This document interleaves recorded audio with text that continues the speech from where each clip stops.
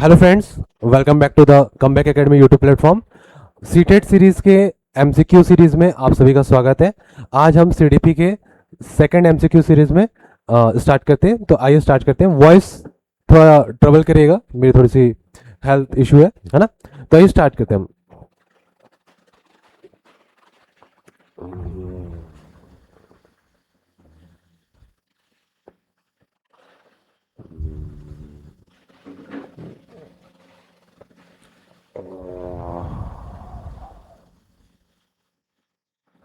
तो आज का पहला क्वेश्चन है,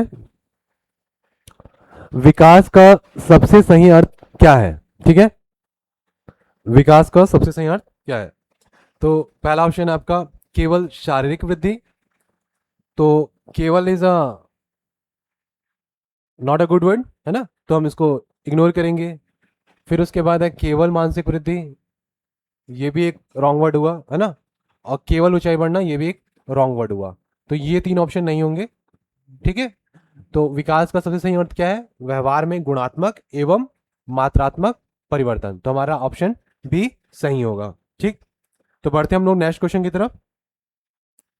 और उसके बाद जीन पियाजे के अनुसार 7 से 11 वर्ष का बच्चा किस अवस्था में होता है। ठीक है, तो हमने देखा था कि जीन पियाजे ने जो थ्योरी दी थी, तो उसको हमने याद किया था। एक ट्रिक था, SPCF, 0 से 2 year, 2 to 7 year, 7 to 11 year and 11 to 15 year. Okay, तो हमारा क्या है, 7 to 11 ईयर्स का जो बच्चा है वो किस अवस्था में होता है। तो 7 से 11 का क्या आएगा आंसर आपका, मूर्त संक्रियात्मक। ठीक है, कॉन्क्रीट ऑपरेशनल स्टेज, इसको हम लोग और क्या कहते हैं, मूर्त संक्रियात्मक संक्रियात्मक को कॉन्क्रीट ऑपरेशनल स्टेज। ओके, तो आशा करता हूं आपको ये क्वेश्चन समझ आया होगा। बढ़ते हैं नेक्स्ट क्वेश्चन की तरफ। देखिए ये क्वेश्चन फिर से रिपीट हुआ। जेड पी डी की अवधारणा किसने दी थी। तो हमने पढ़ा है, जेड पी डी किसने दी थी, स्किनर ने दी थी क्या, नहीं, है ना। पियाजे ने, इन्होंने संज्ञानात्मक विकास का थ्योरी दिया था। ठीक, थॉर्नडाइक ने दिया था क्या, नहीं, इन्होंने ट्रायल एंड एरर मेथड दिया था। तो किसने दिया था, वाइगोस्की ने दिया था, एक रूसी थे ये, है ना। तो जेड पी डी का फुल फॉर्म होता है zone of proximal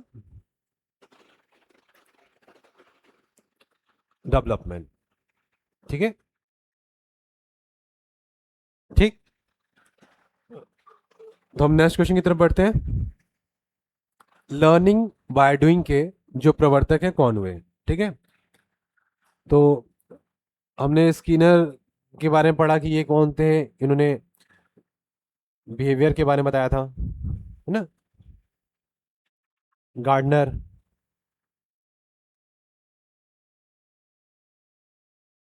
multi intelligence theory इन्होंने दिया था। ओके, फ्रेड के बारे में हमने नहीं पढ़ा है। तो लर्निंग बाय जो डूइंग है, इसको किसने दिया था, जॉन डुई ने। इसको अपन जॉन डीवी भी पढ़ा करते हैं। ठीक है, इनका मानना था कि बच्चे जो भी अपना ज्ञान का अर्जन करते हैं वो करके सीखते हैं, लर्निंग बाय डूइंग। ठीक है, नेक्स्ट क्वेश्चन आ गया, बहुबुद्धि सिद्धांत किसने दिया था। ठीक है, तो बहुबुद्धि सिद्धांत के बारे में आपने पढ़ा है, बीने ने दिया था क्या, नहीं, अल्फ्रेड बीने तो ने दिया नहीं था, स्टर्न ने, नहीं, गिलफोर्ड, नहीं, इन्होंने थिंकिंग को दो पार्ट में डिवाइड किया था। एक कन्वर्जेंट थिंकिंग होता है और एक आपका डाइवर्जेंट थिंकिंग होता है। ठीक है, तो इन्होंने दिया था, किसने दिया था, हार्वर्ड गार्डनर ने दिया था। इन्होंने बहुबुद्धि सिद्धांत दिया था। इनके हिसाब से 8 प्रकार की बुद्धि होती है जो कि हमारे एनसीईआरटी में भी क्लासिफाइड है। ओके, तो बढ़ते हैं हम अपने नेक्स्ट क्वेश्चन की तरफ।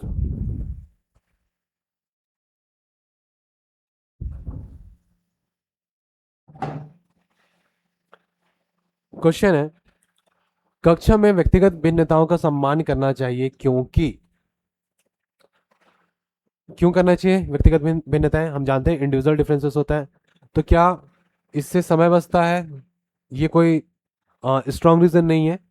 केवल मेधावी बच्चों को लाभ मिलता है, गलत हो गया। परीक्षा आसान हो जाती है व्यक्तिगत भिन्नताओं के सम्मान करने से, गलत हो गया। सभी बच्चे समान नहीं होते, ये एकदम राइट रीजन है कि सभी बच्चे समान नहीं होते, है ना। सबके सीखने की गति भिन्न भिन्न होती है। ठीक है, समझ आया होगा आप लोगों को। अब ये क्वेश्चन है कि ऑपरेंट कंडीशनिंग किसने दी? ठीक है, ऑपरेंट कंडीशनिंग किसने दी? तो हमने पॉलाव के बारे में पढ़ा है क्या? नहीं। Kohler, Thorndike, Skinner. तो इसका जो सही आंसर होगा वो स्किनर होगा। क्या होगा? स्किनर होगा। तो ये ऑपरेंट कंडीशनिंग होता क्या है? तो आइए हम लोग देखते हैं कि ऑपरेंट कंडीशनिंग क्या होता है। देखिए, ये जो ऑपरेंट कंडीशनिंग है ना, ये इसको दिया था स्किनर साहब ने। ठीक है, इनके अनुसार जो भी आ, जैसे हम किसी बच्चे का जो अधिगम है ना, उसको बढ़ाना है या किसी भी चीज को, तो हम रीइंफोर्समेंट करते हैं। तो इससे क्या मिलता है हमको? इससे स्ट्रेंथ प्रोवाइड होता है। क्या प्रोवाइड होता है? स्ट्रेंथ प्रोवाइड होता है। ठीक है, फिर एक न्यूट्रल रिस्पॉन्स होता है और एक पनिशमेंट होता है, जो कि क्या करता है? पनिशमेंट जब किसी चीज को मिलता है तो वो उस चीज को रिपीट नहीं करता है। तो हम देखते हैं रिइंफोर्समेंट क्या होता है। Anything that makes behaviour more likely to occur. ठीक है, और न्यूट्रल रिस्पॉन्स क्या होता है? Responses from the environment that neither increases nor decreases the probability of a behaviour being repeated. ठीक है, वही पनिशमेंट क्या होता है? Anything that makes behaviour less likely to occur. ठीक है, जैसे अब हम पढ़ने जा रहे हैं कि पॉजिटिव क्या होता है ना, पॉजिटिव रिइंफोर्समेंट। तो ऐसा चीज जिसमें हम कोई एड समथिंग प्रेजेंट, जैसे बच्चा कोई अच्छा कार्य कर रहा है तो हम उसको क्या देते हैं? गिफ्ट देते हैं। क्या देते हैं? हम कोई गिफ्ट दिए, तो बच्चा उस काम को क्या करेगा? फिर से करेगा। ठीक है, और रिमूव समथिंग अनप्रेजेंट, मतलब हम जो चीज बच्चे में निगेटिव है उसको हम लोग क्या कर देंगे? रिमूव कर देंगे। ठीक है, रिमूव कर दिए। अब पनिशमेंट में हम क्या कर सकते हैं? ऐड समथिंग अनप्लेजेंट, बट वो पॉजिटिव है बच्चे के लिए, तो क्या हो सकता है? आ, जैसे कोई बच्चा अच्छे अंक नहीं ला रहा, तो हम क्या किए? उसके लिए अच्छा हो रहा है, तो हमने क्या किया? उसके जो होमवर्क्स है ना, होमवर्क को हमने क्या किया? इंक्रीज कर दिया। होमवर्क को क्या कर दिया? इंक्रीज कर दिया। होमवर्क को इंक्रीज किया, उसके लिए पनिशमेंट है बट उसके लिए पॉजिटिव हो रहा है। ठीक है, नेगेटिव है ना। Remove something present, remove something present किसके लिए? बच्चे के लिए। मान लीजिए कि बच्चा बहुत मोबाइल में गेम खेलता है, ठीक है, बट वो अपने एकेडमिक्स टारगेट को अचीव नहीं कर पा रहा है, एकेडमिक टारगेट को अचीव नहीं कर पा रहा है, तो वो ज़्यादा मोबाइल चलाता होगा, है ना, हो सकता है गेम्स खेलता हो। तो हम क्या करेंगे? रिमूव समथिंग प्रेजेंट, है ना, जो उसको प्लेजेंट लग रहा था मोबाइल चलाना, ये गेम्स, उसको हम लोग रिमूव कर दिए। तो क्या हो गया? पनिशमेंट था जो कि उसके लिए नेगेटिव फील हो रहा था। ठीक है, पॉजिटिव क्या हुआ? होमवर्क हमने इंप्रूव किया उसके बेटरमेंट के लिए। तो यदि कभी आता है कि ऑपरेंट कंडीशनिंग क्या होता है ना, तो ये देख लेंगे। एक रिइंफोर्समेंट होता है और एक पनिशमेंट होता है, जिसको दिया किसने था? स्किनर साहब ने दिया था। किसने दिया था? स्किनर साहब ने। ठीक है, फिर है कि बाल केंद्रित शिक्षा में शिक्षक की भूमिका होती है। बाल केंद्रित शिक्षा, इससे आशय क्या है?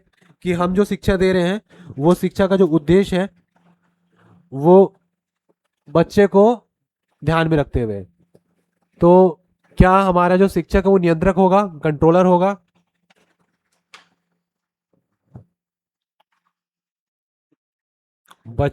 यदि शिक्षक कंट्रोलर हुआ तो ये क्या बाल केंद्रित शिक्षा हुआ? नहीं हुआ। दंड देने वाला, क्या हमने कभी पढ़ा है कि छात्रों को या बच्चे को पनिशमेंट देना चाहिए? नहीं। केवल व्याख्याता, मतलब लेक्चर मेथड, लेक्चर मेथड को हम लोग सपोर्ट करते हैं नहीं, और यहाँ पे केवल वर्ड भी आ गया है, तो क्या है, बाल केंद्रित शिक्षा में शिक्षक की जो भूमिका है वो क्या है, मार्गदर्शक, ठीक है, as a facilitator. Okay okay. अब नेक्स्ट क्वेश्चन है, अधिगम को सबसे अधिक प्रभावित करता है, क्या प्रभावित करता है, बहुत इजी ऑप्शन है,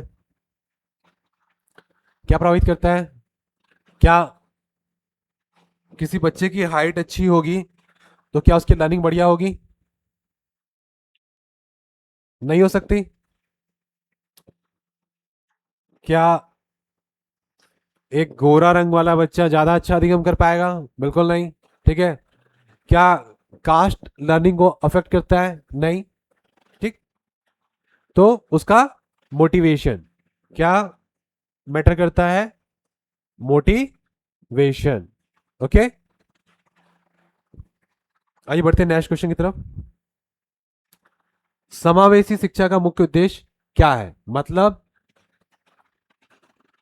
एम ऑफ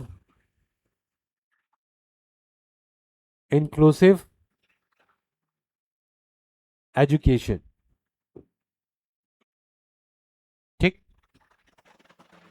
केवल दिव्यांग बच्चों को पढ़ाना नहीं, हम कहते हैं कि समावेशी जो कक्षा होता है उसमें हम आ, मानसिक रूप से, आर्थिक रूप से, शारीरिक रूप से भिन्न क्षमताओं वाले बच्चों को एक ही कक्षा में पढ़ाते हैं, तो केवल दिव्यांग बच्चों को तो हम नहीं पढ़ाएंगे, ठीक है, तो ये हमारा ऑप्शन गलत हो गया। फिर केवल प्रतिभाशाली बच्चे, केवल प्रतिभाशाली बच्चे तो हम फिर लिमिटेड होते जा रहे हैं, है ना, खाली हमको टैलेंटेड बच्चे को नहीं पढ़ाना है, ठीक, कमजोर बच्चे को अलग रखेंगे नहीं, कमजोर बच्चे को हम लोग साथ में रखते हैं प्रतिभाशाली बच्चों के साथ, तो उनको एक सहयोगात्मक शिक्षण मिलता है, जैसे हम कहते हैं पियर पियर वाला, है ना, तो क्या ऑप्शन हो जाता है, सभी बच्चों को समान अवसर हम देते हैं, ठीक है, समावेशी शिक्षा में हम क्या देते हैं, सभी बच्चों को समान अवसर मिलता है, ठीक है, समझ आया होगा आप लोगों को। बढ़ते हैं नेक्स्ट क्वेश्चन की तरफ। बुद्धि परीक्षण के जनक कौन थे, ठीक है, बुद्धि परीक्षण के जनक कौन थे, तो हमने पढ़ा है एक अल्फ्रेड बिनेट थे, इन्होंने बुद्धि परीक्षण का स्टार्ट किया था, ठीक है, तो इसका सही आंसर क्या हो जाएगा, बिने, बुद्धि परीक्षण के जनक कौन थे, अल्फ्रेड बिनेट। ओके, फिर उसके बाद लॉ ऑफ इफेक्ट किसने दिया, लॉ ऑफ इफेक्ट, तो इसके बाकी ऑप्शंस नीचे आ गए हैं, ठीक है, तो ये आपको पूरा दिख रहा होगा, लॉ ऑफ इफेक्ट किसने दिया, तो इसका सही आंसर है थार्डेक ने दिया था, है ना,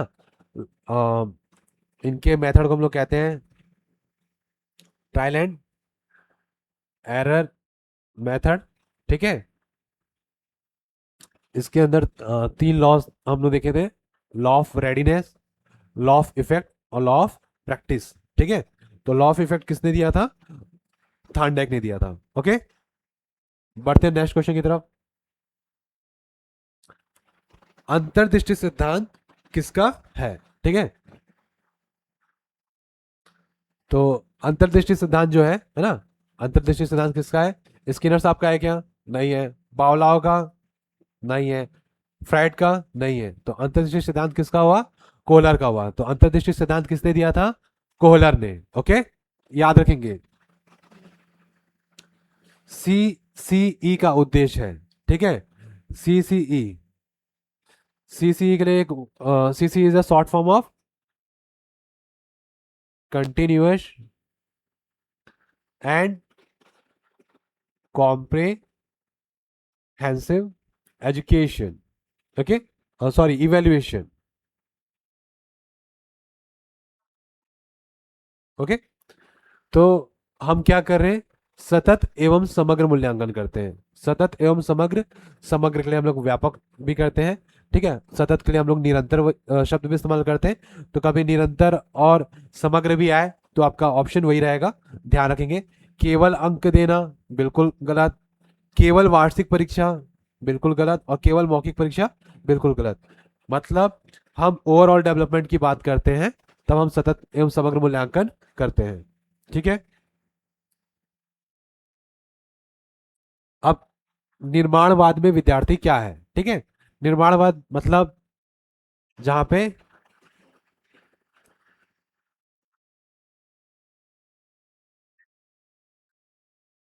किसी प्रकार का कंस्ट्रक्शन हो रहा होगा, जैसे ज्ञान का निर्माण हो रहा होगा, तो विद्यार्थी क्या हुआ, क्या निष्क्रिय श्रोता होगा? बिल्कुल नहीं। विद्यार्थी ज्ञान का निर्माण कर रहा होगा, ठीक है। स्वयं ज्ञान का निर्माण करता है, ऑब्वियस यही होगा। केवल इज अ रॉन्ग वर्ड, है ना। केवल शिक्षक पर निर्भर रहता है, ये भी गलत। तो आप देख रहे होंगे कि जैसे हम कुछ वर्ड्स को पकड़े, जैसे टैग वर्ड्स जिसको हम लोग कहते हैं केवल, ठीक है। ये केवल वर्ड्स जो हमारे स्टेटमेंट को क्या करता है, कमजोर कर देता है। केवल शिक्षक पर निर्भर करता है, केवल रटता है ना। तो ये क्या करता है, हमारे जो सीडीपी में ये सब वर्ड्स को हम लोग रॉन्ग वर्ड्स कहते हैं, ठीक है।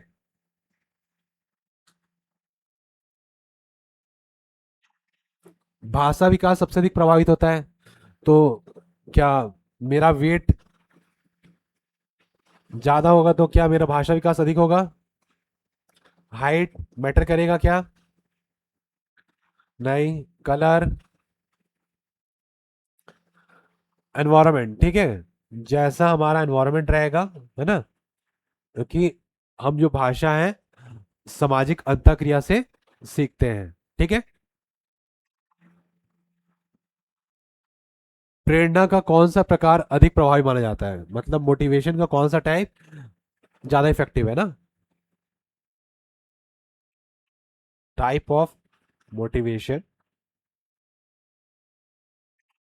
विच इज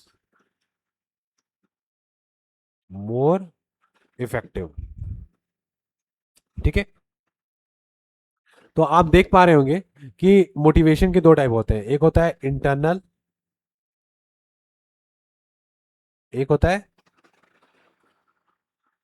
एक्सटर्नल, ठीक। तो इंटरनल मोटिवेशन से मतलब क्या होता है कि जिसका लोकस, लोकस मतलब सेंटर, सेंटर ऑफ मोटिवेशन क्या हो, स्वयं के भीतर हो, ठीक है। तो किसमें आता है, इंटरनल मोटिवेशन में आता है। और एक्सटर्नल क्या होता है, जिसका लोकस आउटसाइड होता है, ठीक है। तो इसमें क्या, पनिशमेंट, रिवॉर्ड, सैलरी, एटसेट्रा, मतलब जो हमको बाहर से मिलता है, इसमें हमको क्या मिलता है, सेटिस्फेक्शन, है ना। तो बाह्य नहीं, नकारात्मक नहीं, दंड नहीं, आंतरिक, ठीक है। तो प्रेरणा का कौन सा प्रकार सबसे अधिक प्रभावी माना जाता है, आंतरिक, ठीक है। प्याजे के अनुसार संज्ञानात्मक विकास में सबसे पहले क्या आता है, ठीक है। तो हमने देखा ही था कि उन्होंने विकास को डिसकंटिन्यूस बताया था, तो वो आता है SPCF, S for sensory motor, ठीक है। फिर कॉन्क्रीट, फॉर्मल,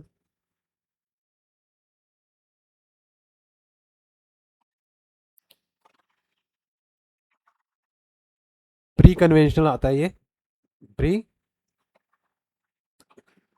ये प्री,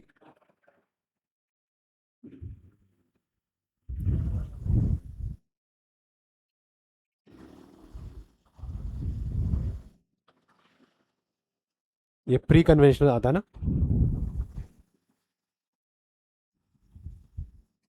ठीक है। तो सबसे पहले क्या आ रहा है, सेंसरी मोटर, संवेदी गत्यात्मक अवस्था, इस जीरो से 2 वर्ष। फिर उसके बाद क्या आता है, पूर्व संक्रियात्मक, 7 वर्ष। फिर मूर्त, 11, और 11 से 15 वर्ष, ठीक। तो फिर नेक्स्ट क्वेश्चन की तरफ बढ़ते हैं। सीखने का नियम ट्रायल एंड एरर अभी हमने देखा था, है ना। तो सोचने वाली बात ही नहीं है। किसने दिया था, थॉर्नडाइक ने, है ना। इन इसके अंदर law of effect, law of readiness.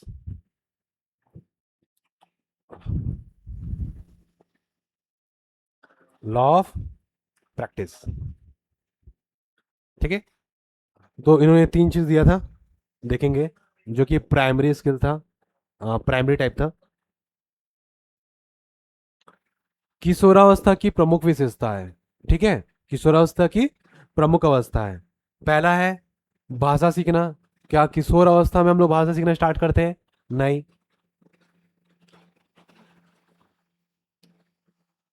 नहीं। यौवन आरंभ, ये हो सकता है। चलना सीखते हैं क्या? नहीं। क्या हमारे दांत निकलते हैं? नहीं। तो किशोरावस्था की जो प्रमुख विशेषता क्या है? वो है यौवन आरंभ। ठीक।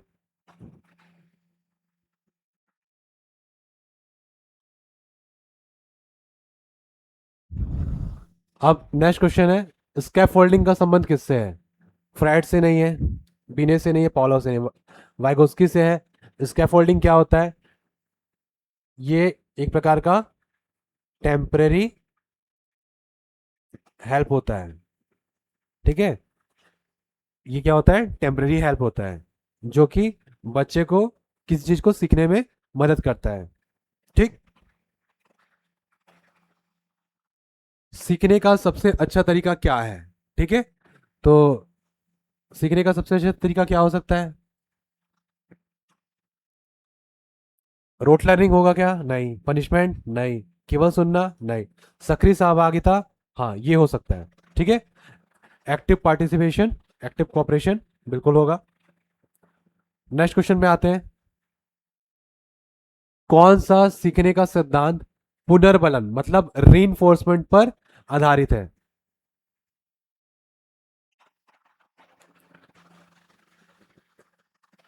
तो अभी हमने ऑपरेंट कंडीशनिंग देखी थी, जिसमें स्किनर साहब का था रीइंफोर्समेंट और पनिशमेंट वाला।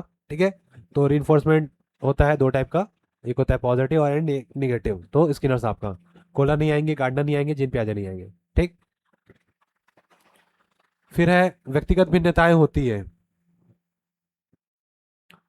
तो जितने केवल वाले शब्द होंगे पहले उसको अपन काट देते हैं। ठीक है, सभी क्षेत्र में हो सकती है व्यक्तिगत भिन्नताएं।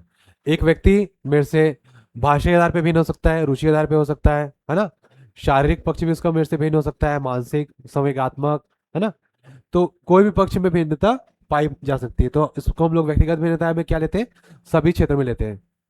जो विकास का सिद्धांत है, ठीक है, विकास का जो सिद्धांत है वो क्या कहता है? कि विकास निरंतर होता है, विकास अचानक होता है, विकास रुक जाता है, विकास समान गति से होता है। तो विकास अचानक तो नहीं होता। ठीक है,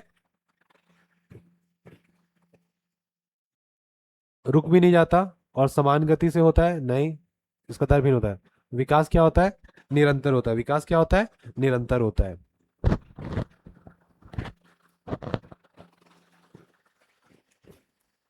तो आज की क्लास हम यहीं तक रखते हैं, फिर नेक्स्ट क्लास में हमसे मिलेंगे, आपसे मिलेंगे अन्य एमसीक्यू के साथ। तब तक के लिए धन्यवाद।